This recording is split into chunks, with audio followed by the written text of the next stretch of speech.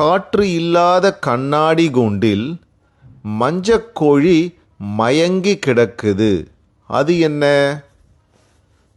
கண்டுபிடிச்சிங்களா? இது மிக சுலபம். இந்நேரம் நான் சொல்லி முடித்தோன்னே எல்லோரும் கண்டுபிடிச்சிருப்பீங்க. என்னவா இருக்கும்? என்ன கோழியாக இருக்கும்? சொல்லுங்கள் பார்க்கலாம். இதிலே பதில் இருக்குது. இதை விட ஒரு எளிய குறிப்பு யாராலும் கொடுக்க முடியாது. கண்டுபிடிச்சிங்களா? அதுதான் முட்டை. கிளை உண்டு, இலை இல்லை. அது என்ன?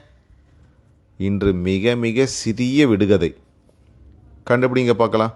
கூடிய விரைவில் உங்களுக்கு ஒரு குறிப்பு வேணால் கொடுக்குறேன். இது ஒரு விலங்கு.